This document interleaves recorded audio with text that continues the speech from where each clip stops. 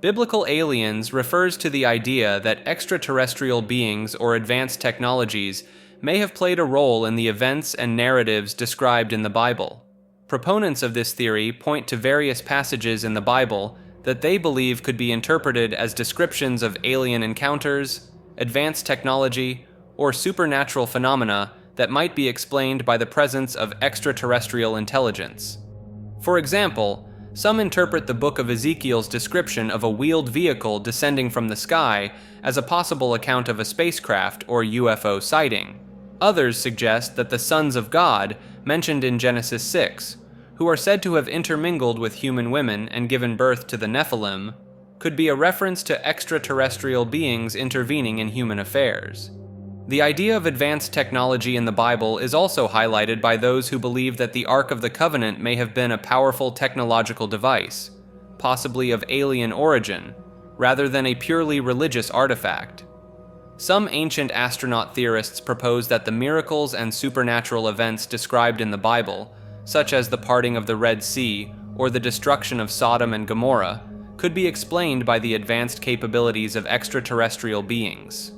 While these interpretations are not accepted by mainstream biblical scholars or religious authorities, they persist in popular culture and among those who are open to the idea of extraterrestrial influence on human history and religion. The concept of biblical aliens has gained traction in recent years, with the popularity of books, documentaries, and television series exploring the topic, such as Erich von Däniken's Chariots of the Gods, and the History Channel's Ancient Aliens. Believers in biblical aliens often argue that the traditional religious explanations for these events are insufficient, and that a more technologically advanced intelligence could provide a plausible alternative explanation for the seemingly miraculous or supernatural occurrences described in the Bible.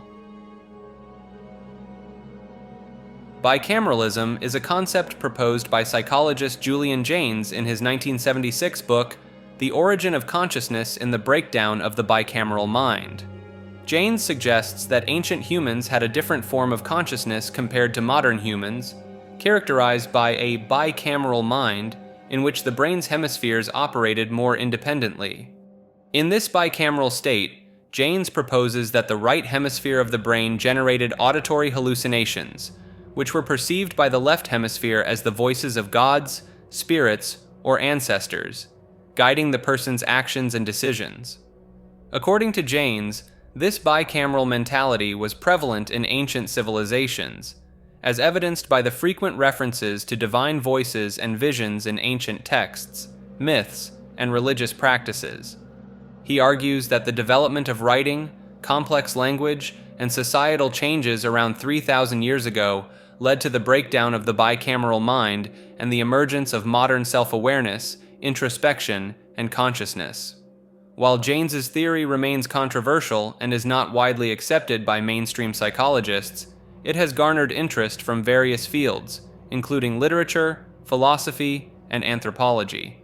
Some researchers have drawn parallels between the experiences of individuals with schizophrenia, who often report auditory hallucinations, and the proposed bicameral mentality, suggesting that these experiences may reflect a re-emergence of the ancient mode of consciousness.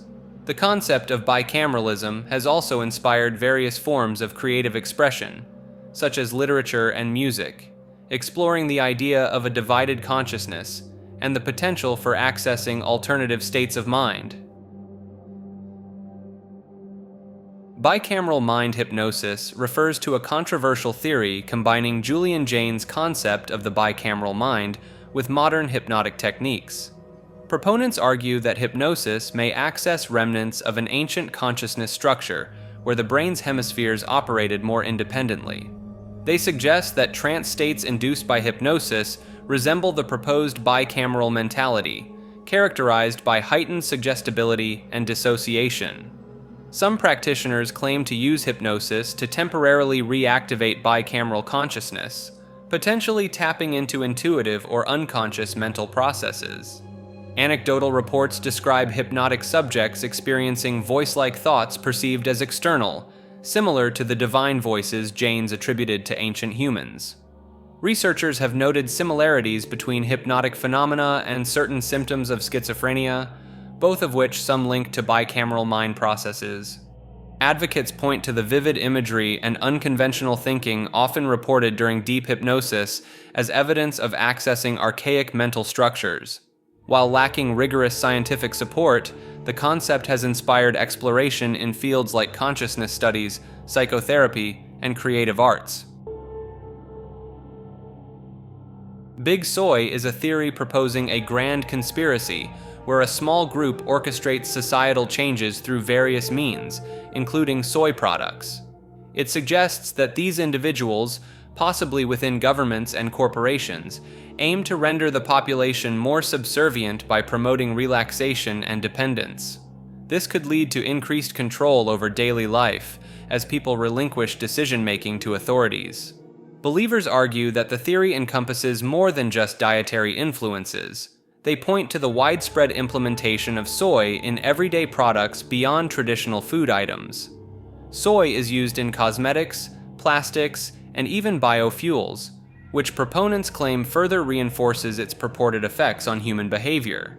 According to this view, the incorporation of soy into various industries serves a dual purpose, allegedly contributing to the physical and psychological effects proponents suggest, while also supporting the theory's claims of a deliberate, multifaceted agenda. Critics of the Big Soy theory argue that while soy's versatile applications are undeniable, attributing nefarious intent to its widespread use lacks empirical support and overlooks the extensive research demonstrating its benefits and safety in diverse applications.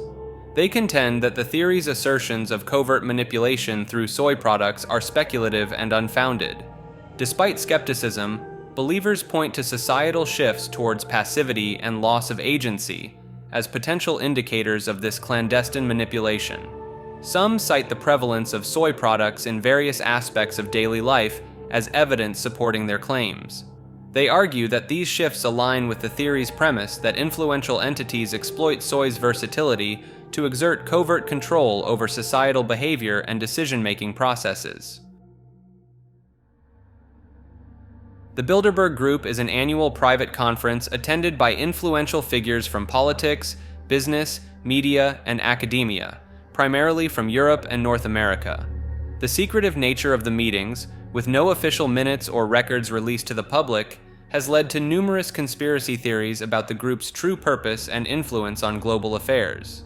Some believe that the Bilderberg Group is a shadow world government, working behind the scenes to control international politics, economics, and social policies in favor of a globalist agenda. Proponents of this theory point to the high-profile attendees, including prime ministers, presidents, CEOs, and royalty, as evidence of the group's immense power and ability to shape world events.